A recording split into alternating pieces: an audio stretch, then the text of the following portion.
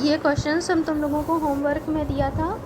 तो ये पहला क्वेश्चन था, चौथा क्वेश्चन, जिसमें तुम्हें करना था -1 की पावर 49 डिवाइडेड बाई -1 की पावर 25। 49 और इधर 25 है। हमारा आधार क्या है, समान है, आधार समान है लेकिन पावर डिफरेंट है और बीच में डिवाइड का साइन लगा हुआ है। तो क्या हो जाएगा, हमारे घात में माइनस हो जाएगा, सब्ट्रैक्शन हो जाएगा। ये है तुम्हारा क्वेश्चन है हमारा -1 की पावर 49 डिवाइडेड बाई -1 की पावर 25। ये क्वेश्चन है। तो हमें क्या करना है, -1 है, ये -1 है,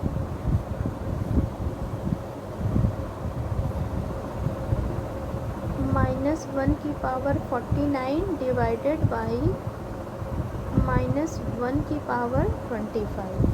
बीच में डिवाइड का साइन है। रूल के हिसाब से अगर हमारे आधार समान हो और बीच में डिवाइड का साइन हो तो उनके घातांक क्या होते हैं, माइनस हो जाते हैं।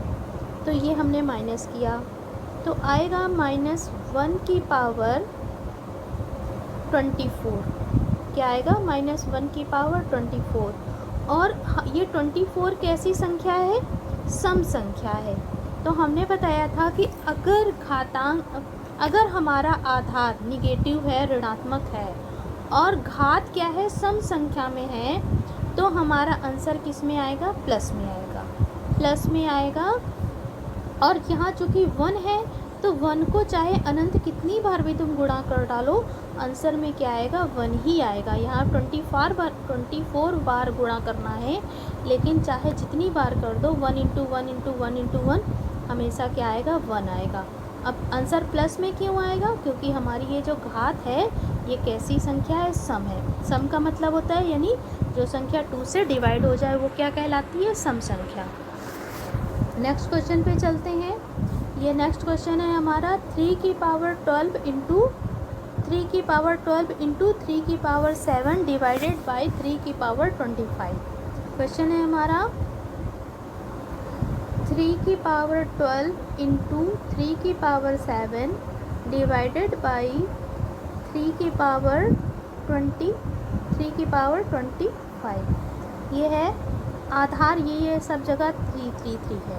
तो हम क्या करेंगे, इन घातों का योग कर लेंगे। योग का मतलब जहाँ प्लस की ज़रूरत है वहाँ प्लस, जहाँ माइनस की ज़रूरत है माइनस। इन दोनों के बीच में प्लस गुणे का चिन्ह है तो इनकी घात क्या होंगी, जुड़ जाएंगी। और यहाँ इनके बीच में क्या है, डिवाइड का साइन है, तो इसकी घात क्या हो जाएगी, माइनस हो जाएगी। इसको और इसको हम पहले सॉल्व करेंगे। तो 3 की पावर 12, 7 में से 25 को माइनस करोगी तो आएगा -18, ये आएगा। अब 18 में से 12 को माइनस कर देंगे तो आ जाएगा हमारा -6। माइनस क्यों आएगा, क्योंकि ये -18 है, 18 12 से बड़ा है और 18 के संग माइनस का चिन्ह है, तो हमारा आंसर आएगा माइनस, हमारा आंसर आ जाएगा 3 की पावर, आंसर आ जाएगा 3 की पावर -6, आंसर आएगा 3 की पावर -6। ये यहाँ पर देखो हमने सॉल्व करके दिखाया भी है। ठीक, हम नेक्स्ट क्वेश्चन पे चलते हैं। दूसरे का चौथा था, ये भी सरल था, इसलिए मैंने तुम लोगों को होमवर्क में दिया था। ये तुम्हारा क्या है, देखो 3/4, 3/4, हर जगह 3/4 है, यानी आधार हमारा क्या है, आधार हमारा समान है। यहाँ सब जगह 3/4 है। तो हम करेंगे वही सिंपल रूल, घातों का योग कर लेंगे, यानी मल्टीप्लाई है तो प्लस हो जाएगा और डिवाइड है तो माइनस हो जाएगा। हमने वही किया भी है।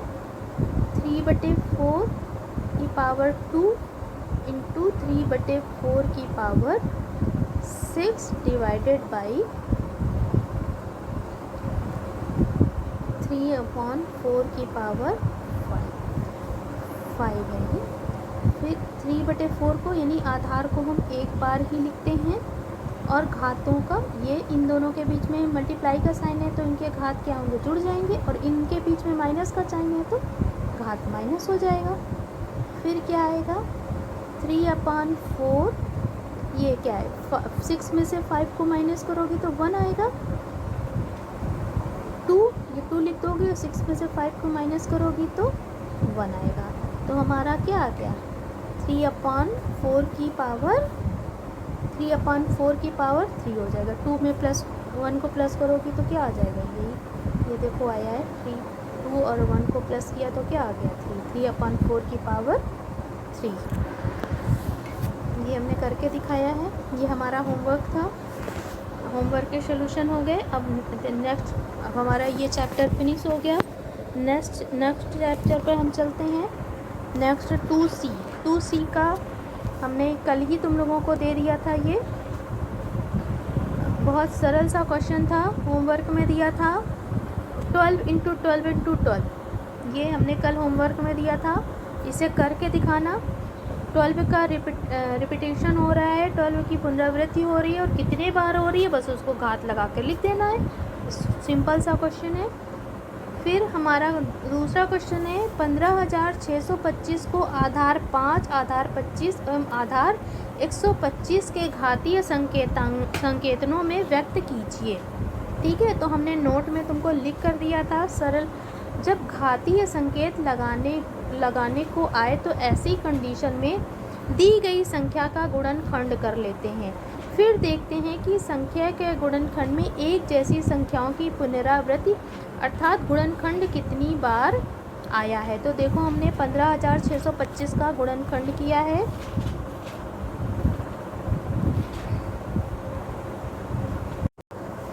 ये हमने 15,625 का गुणनखंड किया है, ये करके दिखाया है। देखो 5 से पहले डिवाइड किया है,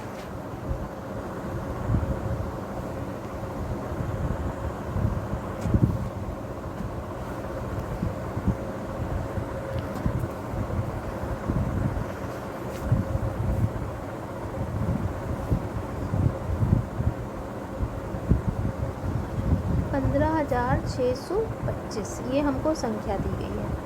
इसका हमें क्या करना है, इसको हमें कहा गया है घातीय संकेतनों में व्यक्त कीजिए। और कैसे 5 के रूप में, 25 के रूप में और 125 के रूप में। तो हम इसको गुणनखंड कर लेते हैं। 5 से गुणनखंड करोगी 5 × 15, फिर ये 6 में डिवाइड करोगी 5 × 5, इसके पास 1 बचेगा तो ये कितना हो जाएगा 12 हो जाएगा। 5 दूनी 10 और 5 × 25।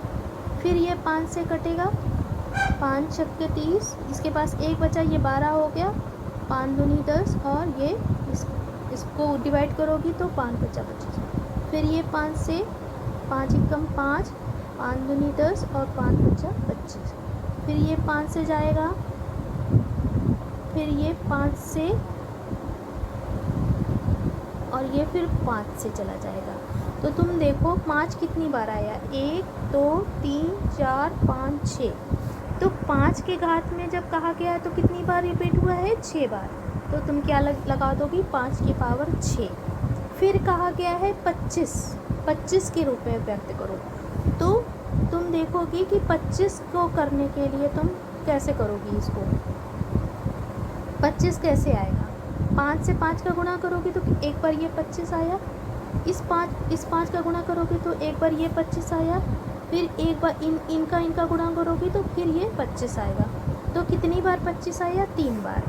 तो तुम क्या लिख दोगी यहाँ पर 25 की पावर 3, ये हो गया। फिर क्या है 125 के रूप में भी पूछा है, तब क्या करोगी 125 कैसे आएगा, 5 का गुणा 3 बार करोगी। ठीक है, तो इसको फिर से तुम्हें ये तो हो गया। तो फिर 125 वाला तुम्हें करके दिखाते हैं। 15,000 हमारी संख्या थी, 15,625। 15,000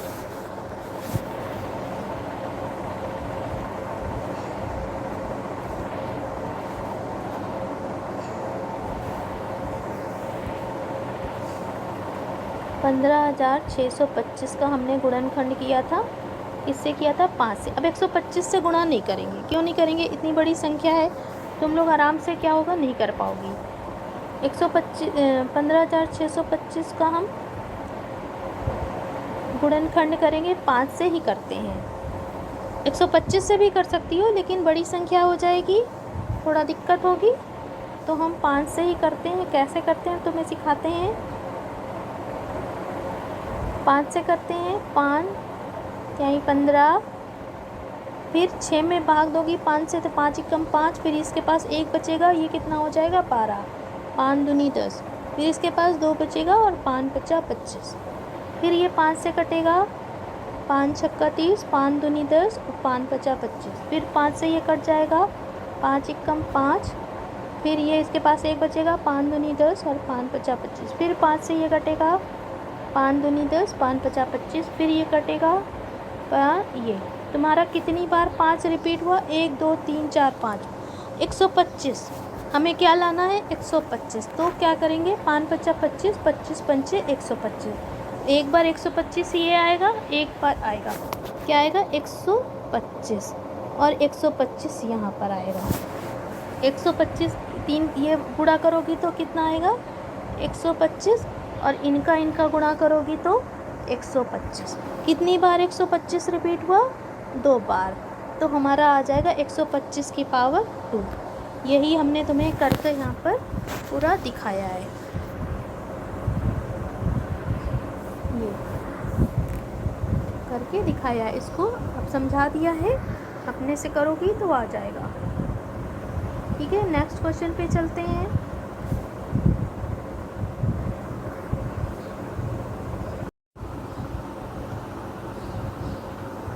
ये हमारा क्वेश्चन है 0.0001 को आधार 0.01 पर घात के रूप में व्यक्त कीजिए।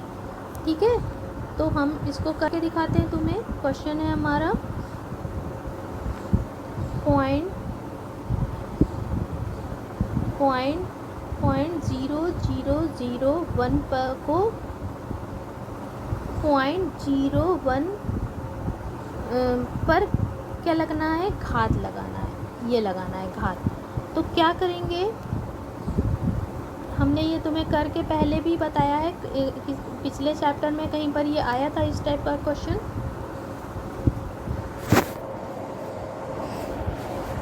हमारा क्वेश्चन है 0.0001। तो इसके लिए हम क्या करते हैं, ऐसा जब भी क्वेश्चन आता है तो हम सबसे पहले इसका दशमलव हटाते हैं। दशमलव हटाने के लिए हमने रूल बताया था तुम्हें कि जब भी किसी संख्या में दशमलव हो और हमें क्या करना हो,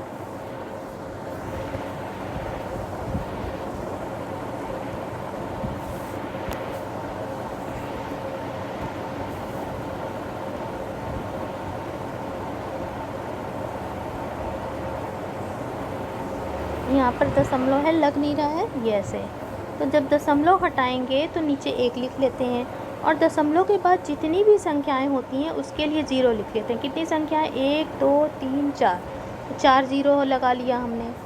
और हमें क्या करना है, हमें लाना है 0.01। कैसे आएगा 0.01, तो ऊपर क्या बचा मेरे पास, सिर्फ 1 बचा और नीचे क्या हुआ 10,000। और इस 10,000 को हम लिख सकते हैं 100 गुणे 100, ये लिख सकते हैं। और जब भी हम 100 में 1 में 100 से डिवाइड करते हैं तो हमारा आता है 0.01। ठीक है, इसको हम 1 गुणे 1 भी लिख सकते हैं। तो एक बार 100 से 1 में बार डिवाइड किया तो 0.01 आया और फिर दोबारा किया तो ये 0.01 है। तो 0.01 कितनी बार रिपीट हुआ, 2 बार रिपीट हुआ। तो हम इसको लिख सकते हैं 0.01 की पावर 2। 0.01 की पावर 2। हमसे यही कहा भी गया है कि 0.01 पर को घात के रूप में व्यक्त कीजिए। तो मैं दिखाते हैं कि कैसे होगा ये। हमारे पास संख्या थी, ये हमारी संख्या निकल कर आई थी और हमें क्या लाना था 0.01 लाना था। तो अगर हम क्या करेंगे, 100 से 1 में डिवाइड करेंगे, डिवाइड जाएगा? नहीं जाएगा। हमें क्या लाना है, तो हम क्या लगाएंगे, ऊपर दशमलव लगाए, नीचे 0 बढ़ाया, नहीं, यानी हमने ये नहीं जा रहा है। फिर हम भागफल पर 0 रखेंगे, फिर यहाँ 0 बढ़ाएंगे, तो ये एक बार चला गया, चला गया। तो हम ये हमारा क्या आएगा, 100 से हमको डिवाइड करेंगे तो 0.01 आएगा। तो हम क्या करें, 10,000 को क्या लिख सकते हैं, 1/100 इंटू 1/100 ऐसे लिख देंगे। इसको 2 पार्ट में डिवाइड कर लेंगे, 1/100 इंटू 1/100, और जब एक बार डिवाइड करेंगे तो एक बार पॉइंट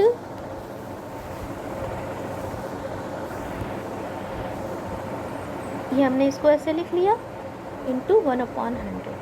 एक बार डिवाइड किया तो कितना आया, 0.01, फिर डिवाइड किया तो 0.01, 2 बार आया तो इसको हमने क्या लिख लिया, 0.01 की पावर 2।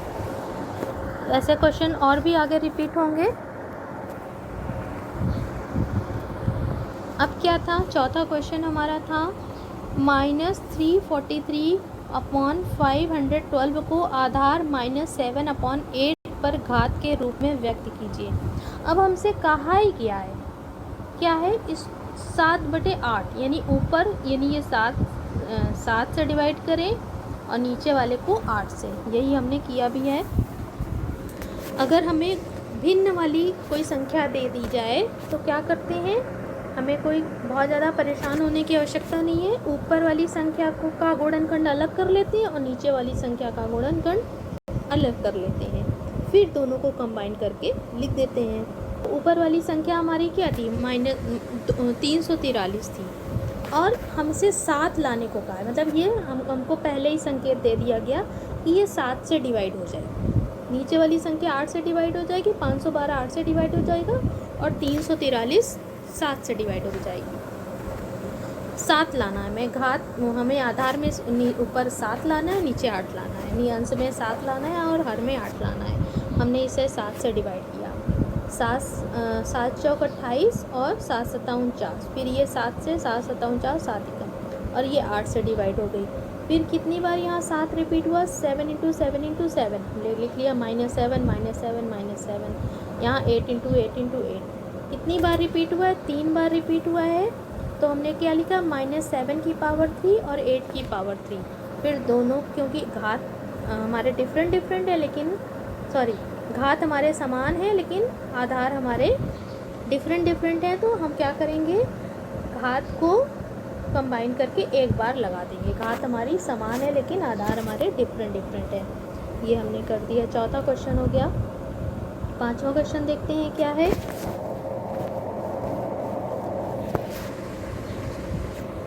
पांचवा क्वेश्चन हमने होमवर्क में दिया था, ये बहुत सरल था, 1000/1331। इसको करके दिखाना, नेट तुम्हारे ग्रुप में पढ़ा भी है, सॉल्व करके इसको करना। और ये हमारा है, यहाँ पर तुम्हें हम एक चीज़ बता देते हैं, वैसे हमने नोट्स में तुमको बताया है, फिर भी एक बार बता देते हैं कि अगर वर्ग रूप में कहे तो जो हमारा गुणनखंड आएगा वो 2 बार आना चाहिए, यानी उसका रिपीटिशन गुणन में 2 बार रिपीट होना चाहिए। और अगर घन रूप में कहे तो वही संख्या 3 बार रिपीट होनी चाहिए। अगर वर्ग रूप की बात करें, अगर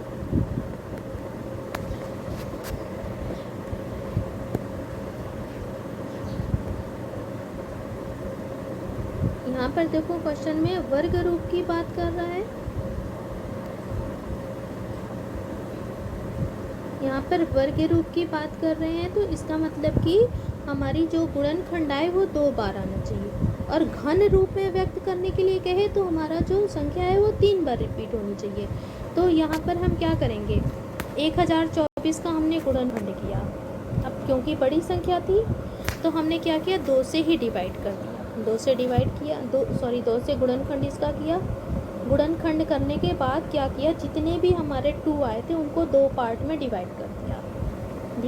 क्योंकि हमें वर्ग लाना है इसलिए हमने 2 को 2 पार्ट में हमने डिवाइड कर दिया। इसी तरह 1089 को भी हमने किया है।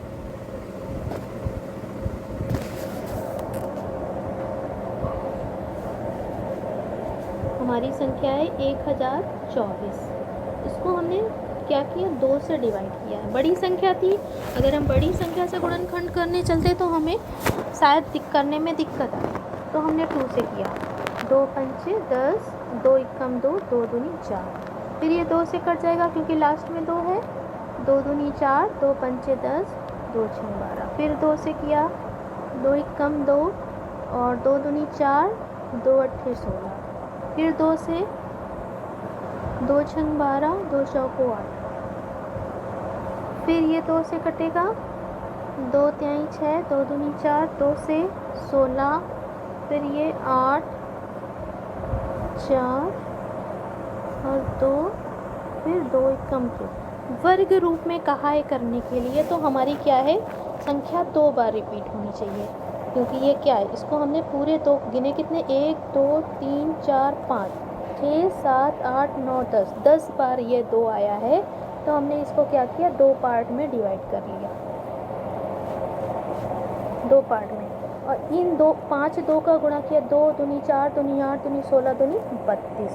क्या आ रहा है यहाँ पर, ये 32 आ रहा था, यहाँ भी ये 32 आएगा। तो 32 32 हमारा 2 बार आएगा।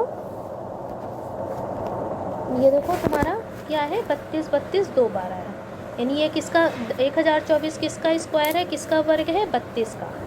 इसी तरह हमने 1089 को भी हमने गुणनखंड किया, तो हमारा क्या आया, पहले 3 से गुणनखंड किया, फिर 11 से गुणनखंड किया। तो अब हमने क्या किया, यहाँ पर 3 3 और 11 को जोड़ा बना लिया और 3 और 11 का जोड़ा बना लिया। तो 11 त्याई 33 और 11 त्याई 33। तो 33 33 2 बार तुम्हारा रिपीट हुआ है, यानी ये क्या हो जाएगा, 32 का स्क्वायर बटे 33 का स्क्वायर। अब क्योंकि आधार हमारे डिफरेंट है लेकिन घात समान है, तो इसको हमने कंबाइन करके 32 बटे 33 का स्क्वायर लिख दिया है। यहाँ पर तो तुम आसानी से समझ रही हो, लेकिन यहाँ पर क्या है, 3 और 11 का हमने एक जोड़ा बनाया और 3 और 11 का एक जोड़ा बनाया। तो इसको जब गुणा करेंगे, 11 त्याई 33, 11 त्याई 33, 33 33 से भी तुम गुणनखंड कर सकती थी, लेकिन इतना हमें पहले से पता होना चाहिए कि 33 से डिवाइड होगा कि नहीं, या 32 से ये डिवाइड होगा कि नहीं। हमको पता होना चाहिए कि 1024 किसका स्क्वायर है या 1089 किसका स्क्वायर होना चाहिए है, ये हमें रटना पड़ता है। आगे देखते हैं।